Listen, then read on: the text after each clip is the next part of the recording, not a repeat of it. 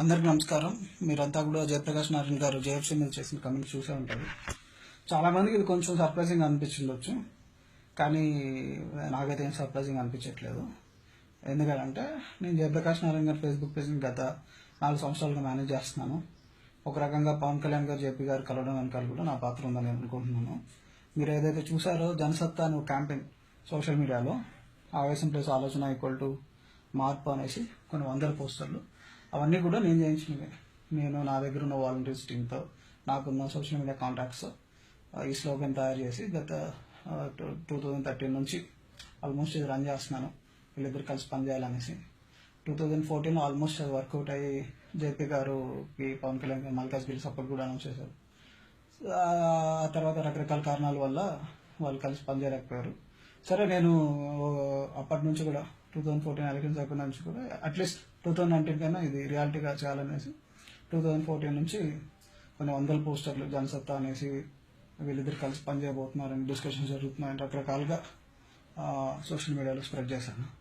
So నేనైతే అనుకున్నానో almost youth అంతా కూడా అలానే ఆలోచించడం, ఎక్కువ మంది పవన్ కళ్యాణ్ గారు ఎక్కడికి వెళ్ళినా కూడా ఆయన్ని క్వశ్చన్ చేయడం, మీరు జేపీ గారితో ఎప్పుడు కలిసి పనిచేయబోతున్నారు, ఒకసారితో ఎప్పుడు కలిసి పనిచేయబోతున్నారని ఆయన పాజిటివ్గానే రెస్పాండ్ అవుతూ వచ్చారు. సో ఫైనల్గా 2018లో జేఎఫ్సీ ద్వారా పవన్ కళ్యాణ్ గారు జేపీ గారు కలిసి పనిచేయడం స్టార్ట్ చేశారు. అయితే జేపీ గారు ఏమో జేఎఫ్సీలో రోల్ తీసుకున్న తర్వాత ఆయనకి ఇచ్చిన రోల్ న్యాయం చేయడం మానేసి ఆయన ఎంతసేపు ఆంధ్రప్రదేశ్ స్టేట్ గవర్నమెంట్ని కాపాడుకుంటూ రావడం ప్రారంభించారు. దానికి కారణం ఏంటంటే, నేను జయప్రకాష్ గారి యూత్ ఆర్గనైజేషన్కి హెడ్గా కూడా ఉన్నాను. సో మాకు ఆయన 10 నెలల క్రితం స్వరాజ్ యాత్ర అనేసి ఒకటి స్టార్ట్ చేశాడు. స్టార్ట్ చేస్తున్న టైంలో మాకు ఇచ్చిన ఇన్స్ట్రక్షన్స్ ఏంటంటే, ఈసారి తెలుగుదేశం ప్రభుత్వం వాళ్ళు జేపీ గారిని పార్లమెంట్కి పంపించబోతున్నారు. సో కాబట్టి మీరు దయచేసి టీడీపీ వాళ్ళని అటాక్ చేయొద్దు. ఈసారి జేపీ గారు ఈ టర్మ్ ఎంపీగా కానీ కాకపోతే ఇంక లైఫ్లో ఆయన ఎంపీ కాలేడు, అండ్ ఆయన జీవితంలో అదొక వెల్త్గా ఉండిపోతుంది. ఇలాంటి వ్యక్తి పార్లమెంట్కి వెళ్ళాల్సిన అవసరం ఉంది. సో మీరు తెలుగుదేశాన్ని ఏమనొద్దు, మన సమయాన్ని పాటించండి, మనకి ఎలాగో వాళ్ళు ఎంపీ సీట్ ఇస్తారు కాబట్టి మనం ఇంకెక్కువ కష్టపడాల్సిన అవసరం లేదు, మీరు సైలెంట్గా ఉండండి అని చెప్పారు. సో మేము అలానే సైలెంట్గా ఉన్నాం. కట్ చేస్తే ఈ మధ్య పవన్ కళ్యాణ్ గారు మళ్ళీ జయప్రకాష్ నారాయణ గారిని అప్రోచ్ అయ్యారు. జేఎఫ్సీలో ఆయనకు ఒక రోల్ ఇచ్చారు. నాకు అప్పుడే డౌట్ వచ్చింది, ఈయన ఆల్రెడీ చంద్రబాబు నాయుడుతో ఒక అండర్స్టాండింగ్ వచ్చేసాడు కదా, ఇప్పుడు మళ్ళీ పవన్ కళ్యాణ్ గారితో కలుస్తున్నారేంటి, ఇది ఎలా ఎటు వస్తుందో అనేసి అనుకుంటున్నాను. నేను అనుకున్నట్లుగానే ఈయన అక్కడ రోల్ అయితే తీసుకున్నాడు, కానీ తీసుకునేసి మొత్తానికి అక్కడ స్టేట్ గవర్నమెంట్ని వెనకేసుకొస్తూ మాట్లాడడం, అక్కడ ఎవరైనా స్టేట్ గవర్నమెంట్ విమర్శిస్తే వాళ్ళ వాయిస్ని సప్రెస్ చేయడం, ఈయన మధ్యలో అడ్డుపడేసి వాళ్ళని మాట్లాడదనడం, స్టేట్ గవర్నమెంట్ మీకు సమాచారం ఎలా ఇచ్చింది, అఫిషియల్గా ఇవ్వాలి కదా, ఆర్టీఐ ద్వారా మనం సమాచారం తీసుకున్నాను, ఉండవాలి గారు అడిగితే అఫిషియల్గా అవసరం లేదండి, నాకున్న సోర్సెస్ ఉన్నాయి, నేను నా సోర్సెస్ ద్వారా నేను తీసుకున్నాను, ఒకవేళ రేపు పొద్దున స్టేట్ గవర్నమెంట్ రివర్స్ అయినా సరే నేనున్నాను కదా, నాది బాధ్యత అంటూ ఈయన వియర్డ్గా మాట్లాడడం, ఇవన్నీ కూడా మనం చూసాం. సో ఎందుకు ఈయన ఎలా ప్రవర్తిస్తున్నాడు, అసలు మనం ఒక ఇంటలెక్చువల్ అనుకునే వ్యక్తి, ఒక గొప్ప నిజాయితీ పరుడు అనుకుంటున్న వ్యక్తి ఎందుకు ఇలా బిహేవ్ చేస్తున్నాడు అంటే, మీరు అనుకుంటున్నంత నిజాయితీ పరుడు అయితే ఆయన కాదు, మీరు అనుకుంటున్నంత క్రెడిబుల్ పర్సన్ అయితే ఆయన కాదు. ఆయన నిజస్వరూపం ఏంటంటే, మీకు 2014 ఎలక్షన్స్ అప్పుడు టీడీపీ బీజేపీతో కలిసి ఈయన అలయన్స్లో ఎంపీ సీట్ కోసం ట్రై చేశాడు. అయితే అప్పుడు ఏమైందంటే, వాళ్ళేమో ఈయనకి విజయవాడలో కానీ ఒంగోలులో కానీ ఇస్తా ఉన్నారు. ఈయన ఏంటంటే నాకు ఎంతసేపు మల్కాజ్గిరిలో కావాలని పట్టుబట్టాడు. సో పట్టుబట్టినప్పుడు వాళ్ళు ఆ డిస్కషన్ నడుస్తున్నాయి, వాళ్ళు కొన్ని ఎమ్మెల్యే సీట్లు ఆంధ్రాలో ఒక ఎంపీ సీట్ ఇస్తూ ఉన్నారు. సో వాళ్ళు ఫైనల్గా ఏంటంటే, వాళ్ళు ఈయనకి మల్కాజ్గిరిలో ఎంపీ సీట్ ఇవ్వడానికి ఒప్పుకోలేదు. దాంతో ఈయన కోపం వచ్చేసి ఎలక్షన్ క్యాన్సిల్ చేసేసి ఎలక్షన్స్లో సింగిల్గా పోటీ చేస్తాం అనేది అనౌన్స్ చేశారు. చేసినప్పుడు ఆ party elected state committee office bearers ఎవరైతే ఉన్నారో వాళ్ళందరికీ కోపం వచ్చింది. ఈయన కొంత కాంప్రమైజ్ చేస్తే ఆందోళన కంటెస్ట్ చేయొచ్చు కదా, ఇప్పుడు ఈయనకి ఎంపీ సీట్ ఇవ్వలేదనేసి, ఈయన అడిగిన చోటు ఇవ్వలేదనేసి అలయన్స్నే క్యాన్సిల్ చేశాడు. ఎంతసేపు ఈయన స్వార్థం కోసం మా భవిష్యత్తు అంతా నాశనం చేశాడు అనేది వాళ్ళు కొంత డిసప్పాయింట్ అయ్యి పార్టీ యానివర్సరీ దాంట్లో ఆయన విమర్శించారు. ఏమని, మీరు ఏదైనా డెసిషన్ తీసుకుంటే అందరితో కలిసి చర్చించి అందరిని ఒప్పించి ఒక డెసిషన్ తీసుకోవాలి, కానీ మీకు నచ్చినట్టుగా మీరు డిక్టటోరియల్ మెథడ్లో మీకు అలయన్స్లో సీట్ ఇవ్వలేదు కాబట్టి, మీరు అడిగిన చోట ఇవ్వలేదు కాబట్టి అలయన్స్ క్యాన్సిల్ చేశాడు, మీకు అడిగిన చోట సీట్ ఇస్తే అలయన్స్ని ఓకే చేయడం ఇవన్నీ కరెక్ట్ కాదు అనేసి వాళ్ళు క్వశ్చన్ చేశారు. అండ్ క్వశ్చన్ చేశారు. ఈయన డిక్టటోరియల్ మెథడ్తో వాళ్ళందరూ విసిగిపోయి వాళ్ళందరూ ఒక టీం లాగా ఫామ్ అయిపోయారు.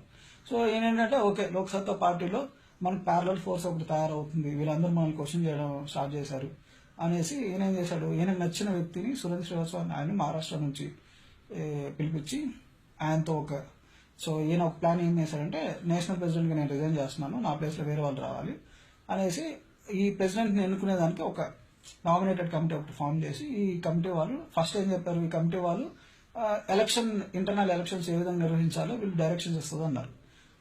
కొద్ది రోజులు పోయిన తర్వాత ఎలక్షన్స్ లేవు, ఏం లేవు, ఈ నామినేటెడ్ కమిటీయే రికమెండ్ చేసేసింది ఆ మహారాష్ట్రలో జేపీ గారు అని చూడండి సురేంద్ర శ్రీవాస్తవ అని ప్రెసిడెంట్గా అనౌన్స్ చేసేసింది. దాన్ని ఎలక్టెడ్ స్టేట్ కమిటీ తెలుగు రాష్ట్రాలు తెలంగాణ కమిటీ కానీ ఆంధ్ర కమిటీ కానీ వాళ్ళు తీవ్రంగా వ్యతిరేకించారు. ఎందుకంటే లోక్సత్తా ఉన్నదే తెలుగు రాష్ట్రాల్లో, అది అరొకర ఉంది. మహారాష్ట్రలో మహా అంటే పట్టుమంది 10 మంది కూడా ఉండరు, కర్ణాటక 10 మంది కూడా ఉంటారు. సో వీళ్ళందరూ కలిసి నేషనల్ ప్రెసిడెంట్ని ఎలా ఎన్నుకుంటారు, ఎలక్షన్స్ పెట్టండి, ఓటింగ్ నిర్వహించండి, సభ్యులు పార్టీ సభ్యులు వాళ్ళకి నచ్చిన వ్యక్తిని నేషనల్ ప్రెసిడెంట్గా ఎన్నుకుంటారు అని అంటే ఏమి చేయకుండా ఆయన నేషనల్ ప్రెసిడెంట్గా అనౌన్స్ చేశారు.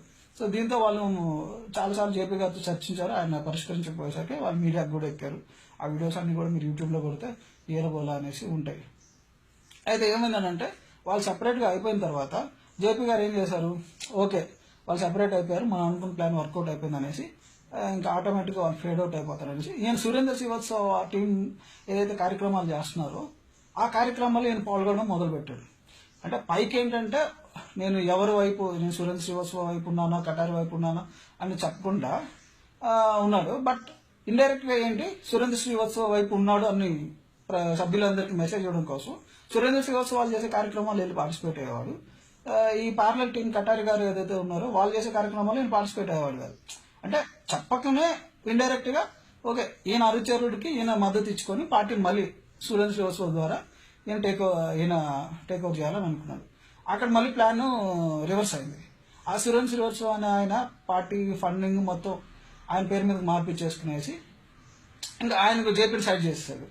సో ఆ తర్వాత ఏమైంది, ఈ మధ్య వచ్చేసి రీసెంట్గా ఏంటంటే జేపీ గారు మాతో చెప్పింది ఏంటంటే ఓకే ఈయన మనకి జాతీయ రాజకీయాల్లో ఏదైనా పాత్ర ఇప్పిస్తాడనేసి ఈయనకి మనం పార్టీ అప్పచెప్పాము, ఆయన ఏ పాత్ర ఇప్పించలేదు, అట్లాంటప్పుడు పార్టీ ఆయనకెందుకు, మనం అకౌంట్స్ అన్ని కూడా మనం హ్యాండ్ ఓవర్ చేసుకుందాం అనేసి పార్టీ సభ్యులతో ఆయన అన్నాడు. ఇప్పుడు ఏంటి మళ్ళీ సురేంద్ర శ్రీవాస్తవగా ఈయనకి నేషనల్ లెవెల్లో ఏదో ఒక రోల్ ఇప్పిస్తామన్నాడు, ఆ రోల్ ఇప్పించలేదు కాబట్టి ఇప్పుడు మళ్ళీ సురేంద్ర శ్రీవాస్తవ మీద కూడా రివర్స్ అయిపోయాడు. సో ఎప్పటికప్పుడు ఆయన స్వార్థం కోసం పార్టీలో ఉన్న నాయకులను కానీ పార్టీని కానీ ఆయన వాడుకుంటూ వస్తూ అక్కడ మీకు ఇంకొన్ని ఎగ్జాంపుల్స్ చెప్తా. కూకట్పల్లిలో రాజమౌళి గారి కిరవాణి గారి వైఫ్ ఉన్నారు కదా వల్లి గారు, ఆవిడ పనిచేస్తా ఉండేవారు. ఆవిడకి చాలా మంచి పేరు వస్తుంది. అక్కడ మంచి పేరు వస్తుండేసరికి ఈయన కొంతమంది అనుచరుల చేత ఆవిడ మీదకి రివోల్ట్ చేయించి ఒక పంచాయతీ పెట్టించారు. ఆ పంచాయతీలో ఏంటంటే జేపీ గారు వల్లి గారికి చెప్పింది ఏంటంటే, ఏమండి ఇలా మీరు కూకట్పల్లిలో పనిచేస్తే మిగతా వాళ్ళకి గుర్తింపు రావట్లేదని వాళ్ళు బాధపడుతున్నారు, మీరు కూకట్పల్లి కాకుండా వేరే చోటుకి వెళ్ళిపోయేసి అక్కడ పని చేసుకోండి అని చెప్పారు. ఆవిడేంటంటే నాకేం పట్టింది కర్మ, నేను వెళ్ళి ఇంకో నియోజకవర్గంకి వెళ్ళి పని చేసుకోవాల్సిన కర్మ ఏంటి, ఇక్కడేదో మంచి పని చేద్దాం అనేసి వస్తే మీకు వద్దని అనుకుంటే నేను హ్యాపీగా వెళ్ళిపోయి ఇంట్లో కూర్చొని నా పనులు నేను చేసుకుంటానని ఆవిడ హ్యాపీగా వెళ్ళి సినిమాగా పనులు ఆవిడ చూసుకుంటున్నాం. అంటే ఏంటి, ఈయనకు తప్పించి లోక్సత్తాలో ఇంకా వాయిస్ ఉండకూడదు, ఎవరైనా ఎదుగుతున్నారు అని అంటే వాళ్ళని తొక్కేస్తాడు. సివిఎల్ నరసింహారావు అని ఒక ఆయన ఉన్నాడు, ఆనంద్ సినిమాలో ఫాదర్ క్యారెక్టర్ చేస్తుంటాడు, కొద్ది పాపులర్ యాక్టర్. ఆయన కూడా అంతే, ఆయన సికింద్రాబాద్లో ఎంపీగా కంటెస్ట్ చేసి 60,000 ఓట్లు ఏమో వచ్చాయి. ఆయన కూడా కొన్ని విషయాల్లో ఆయన విమర్శించాడు, ఆర్గనైజేషన్ని సరిగ్గా రన్ చేయట్లేదని విమర్శించాడని ఆయన తొక్కేశాడు. మిత్ర అని ఒక ఆయన ఉన్నారు ప్రజారాజ్యంలో యాక్టివ్ ప్రమోషన్, ఆయన కూడా ఇంత. అందరూ అడిగేది ఏంటంటే నువ్వు పార్టీని డిక్టటోరియల్ మెథడ్లో రన్ చేయొద్దు, డెమోక్రాటిక్గా ప్రతి జిల్లాల్లో నిజాయితీగా పనిచేసే వాళ్ళకి బాధ్యతలు అప్పచెప్పి పార్టీని ఎక్స్పాండ్ కానివ్వు అని చెప్పి అందరు రిక్వెస్ట్ చేస్తారు. ఎవరైతే రిక్వెస్ట్ చేస్తారో వాళ్ళు సైడ్ చేయించడం, ఈయన చంచాలతో వాళ్ళ మీద రివర్స్ అవ్వడం, గ్రూపిజం క్రియేట్ చేయించడం, మొత్తానికి పార్టీలో నుంచి వాళ్ళని బయటకు పంపించడం, ఇది ఏం చేసే పనులు. సో చివరికి ఈయన ఎంత నీచమైన స్థితికి దిగజారుతాడంటే, వైబీఐ అనేది లోక్సత్తాగా ఒక యూత్ ఆర్గనైజేషన్ ఉంది. పాపం అజీజ్ అనేసి ఒక అతను దాన్ని స్టార్ట్ చేశారు.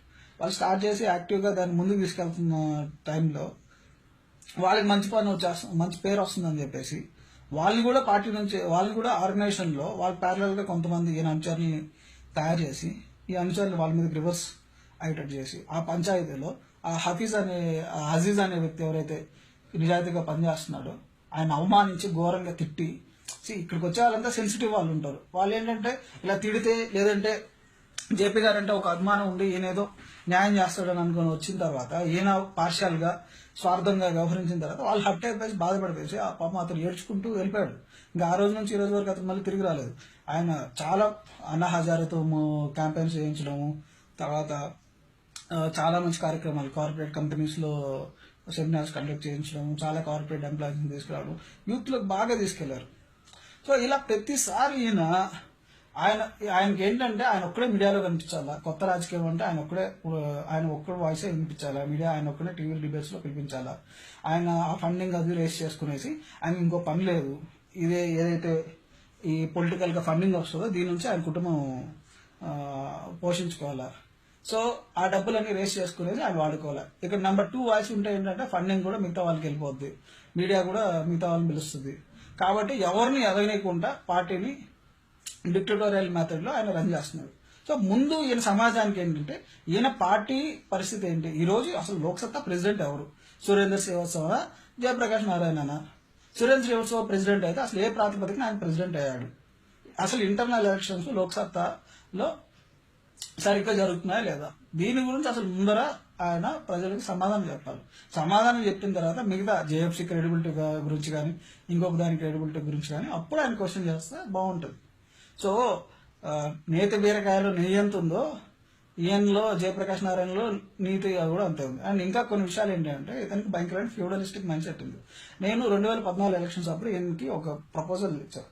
ఏమనంటే ఆంధ్రాలో బీసీ ఎస్సీ ఎస్టీలకి సరైన నాయకులు లేరు, మీకు అందరూ మిమ్మల్ని న్యూట్రల్గా చూస్తారు, సో కాబట్టి వాళ్ళ హక్కుల కోసం మీరు పోరాడండి, పోరాడితే మీరు అనుకున్న ఆలోచనలు వాళ్ళ ద్వారా ఇంకా ప్రజల్లోకి బాగా వెళ్తాయంటే ఏం చెప్పింది ఏంటంటే అసలు బీసీ ఎస్టీలకి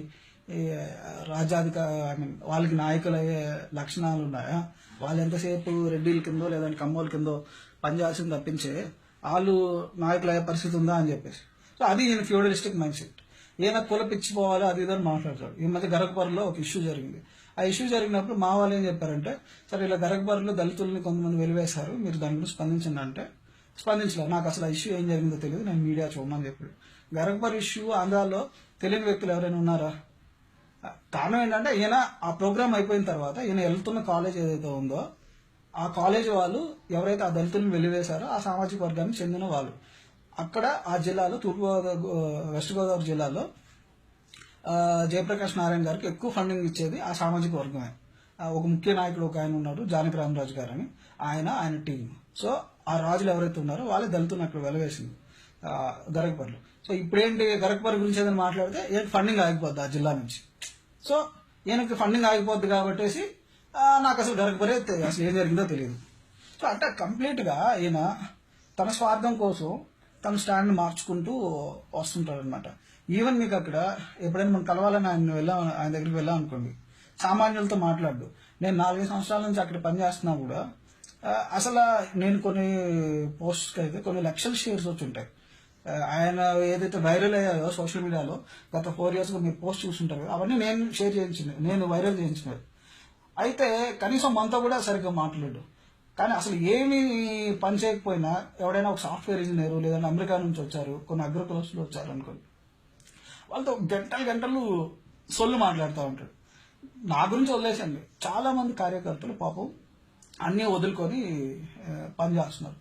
అసలు వాళ్ళకి అపాయింట్మెంటే ఇడు, వాళ్ళు అసలు బయట వెయిట్ చేస్తూ ఉండాలి. నేను ఆఫీస్లోకి ఎంటర్ అయ్యేటప్పుడు బయటకు వెళ్ళేటప్పుడు ఒక 30 సెకండ్లు వాళ్ళతో హాయ్ బాయ్ చెప్పేసి వెళ్ళిపోతాడు. అదే డబ్బున్నవాడు వచ్చాడు అనుకోండి, తన కులానికి చెందిన వాళ్ళు వచ్చారనుకోండి, వాళ్ళు లోపలికి పిలుచుకొని గంటలు సొల్లు బాతకాని లేస్తూ ఉంటాడు. అదే మనం అడిగామనుకోండి, నేను చాలా బిజీగా ఉన్నాను మీరు వెయిట్ చేయండి. కంప్లీట్ ఫ్యూడలిస్టిక్ మైండ్ సెట్ అనమాట. అంత స్పెషల్ స్టేటస్ గురించి పోరాడాలని నేను చాలాసార్లు రిక్వెస్ట్ చేసే ఏంటంటే ఆయన పోరాడలేదు. వాళ్ళు నాకు ఓటైనప్పుడు వాళ్ళు నా గురించి పట్టించుకున్నప్పుడు నేను ఎందుకు పట్టించుకోవాలి వాళ్ళ గురించి, వాళ్ళ కర్మ వాళ్ళు అనుభవించండి అని చెప్పేవాడు. సడన్గా ఇప్పుడు ఏమైందో ఏదో ఇప్పుడు స్పెషల్ స్టేటస్ని నెత్తికేసుకునేసి మొత్తం నేనే దీన్ని ప్రపోజ్ చేశాను, నేనే దీన్ని అంతు తేలుస్తాను, నేనే దీన్ని సాధిస్తాను అంటే ఇప్పుడు మాట్లాడుతున్నాడు. విషయం ఏంటంటే ఇప్పుడు ఎంపీగా ఎలక్షన్స్ దగ్గర పడ్డాయి, సో ఎంపీ కావాలి కాబట్టి ఈ ఇష్యూ కానీ టేకప్ చేస్తే కొంత పబ్లిసిటీ వస్తుంది. సో అది ఇది ఈయన భాగవతం. సో కాబట్టి ఈయన ఏదో నీతివంతుడు అని అనుకునేసి ఈయన సడన్ గా ఈయనేదో ఇప్పుడు జేఎఫ్సీని విమర్శించాడు కాబట్టి జేఎఫ్సీ సరిగ్గా ఫంక్షన్ కావట్లేదు అని ఏమనుకోవద్దు. ఈయన బేసిక్లీ ఇతను చాలా హిపోక్రెట్, కులగజ్జ ఉన్న వ్యక్తి, ఫ్యూడలిస్టిక్ మైండ్ సెట్ ఉన్న వ్యక్తి, ఒక అవకాశవాది. ఈయన పార్టీని రన్ చేసిన విధానం నేనే కాదు, ఇంకా భవిష్యత్తులో చాలా మంది రాబోతున్నారు. ఈ స్టేట్ కమిటీ లీడర్స్ ఎవరైతే ఉన్నారో వాళ్ళందరినీ కూడా రిక్వెస్ట్ చేస్తాను బయటకు వచ్చి మాట్లాడమని. వాళ్ళందరూ కూడా మాట్లాడతారు. మాట్లాడిన తర్వాత అసలు ఈయన భాగవతం ఏందనేది ప్రజలందరికీ తెలుస్తుంది. జై హింద్.